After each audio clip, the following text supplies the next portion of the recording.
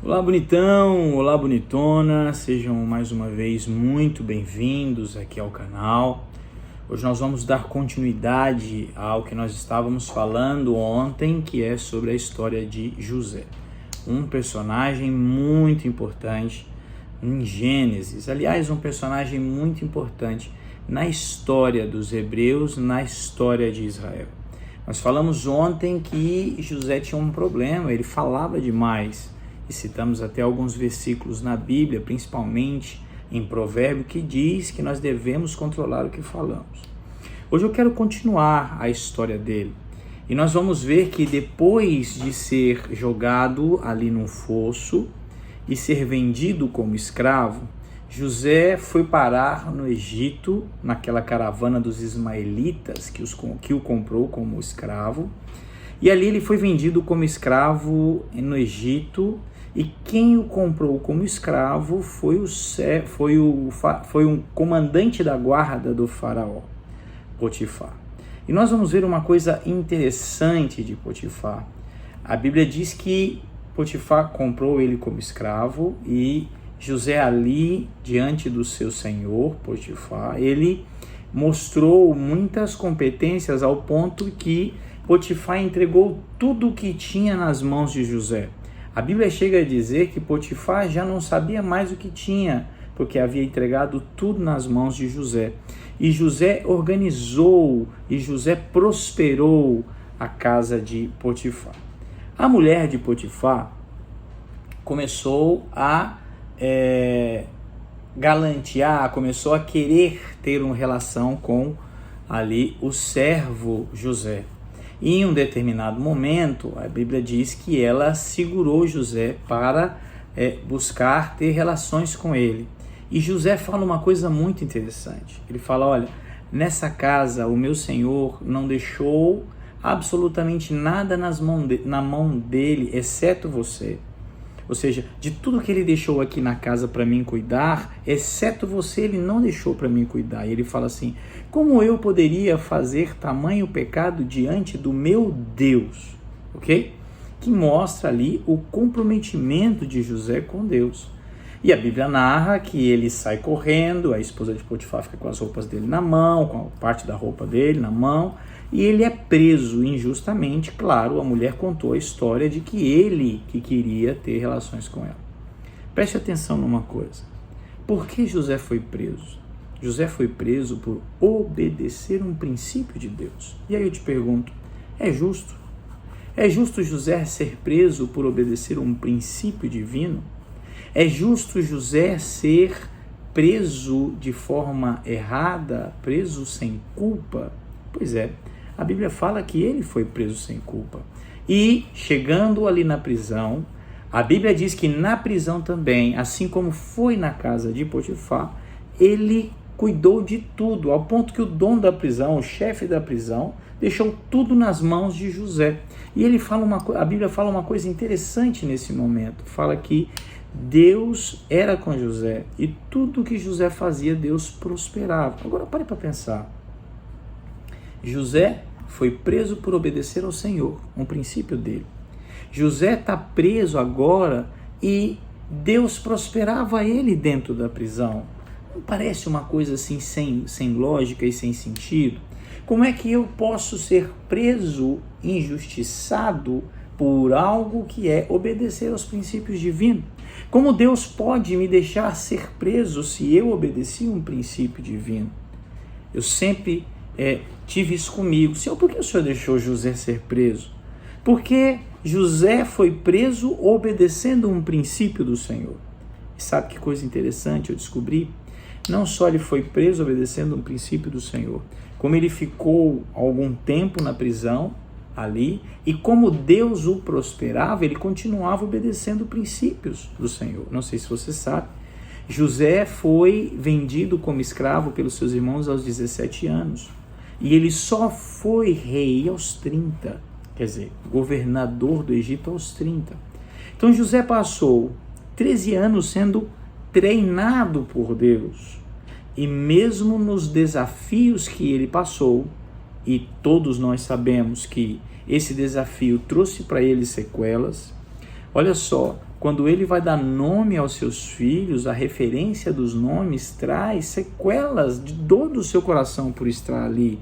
Quando ele recebe os seus irmãos, a Bíblia diz que ele chorava, e ele chorava de dor. A Bíblia diz que no momento em que ele se declarou aos seus irmãos, disse quem ele era, ele abraçou seus irmãos e ele chorou tão alto que todo o Egito podia ouvir. Tamanha a dor do coração de José. Mas presta atenção, olha que coisa incrível, e é isso que eu quero trazer de mensagem para mim e para você hoje. José foi treinado para uma missão, e no treinamento da missão de José, era necessário mudar o seu caráter, era necessário mudar para que ele se adequasse à missão que Deus tinha para ele.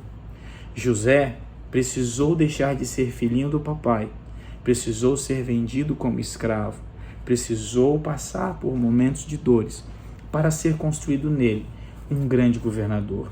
A Bíblia diz que quando José se apresenta aos seus irmãos, e os seus irmãos caem em si e falam: olha, agora ele vai nos matar, não nos mate.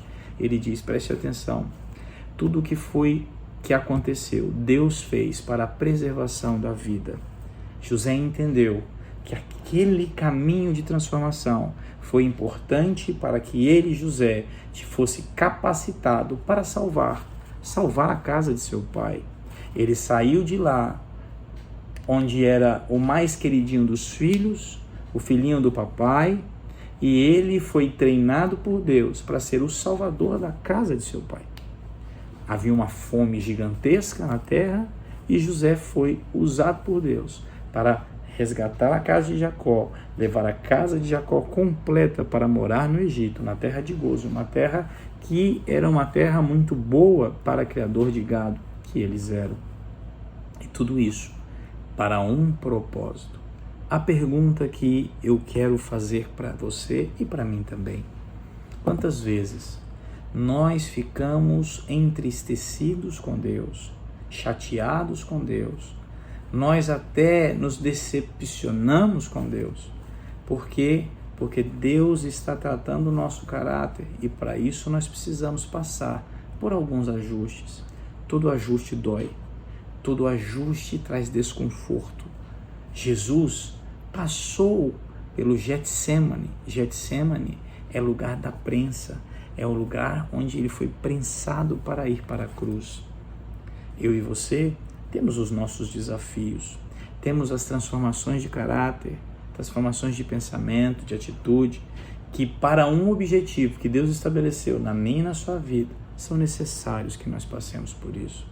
E muitas das vezes, porque a nossa visão é limitada, nós não enxergamos o futuro, nós até abortamos ser tratados por Deus e abortamos do projeto de Deus na nossa vida. Eu estou aqui hoje para te dizer: por mais que tenha sido difícil até aqui, mantenha-se firme.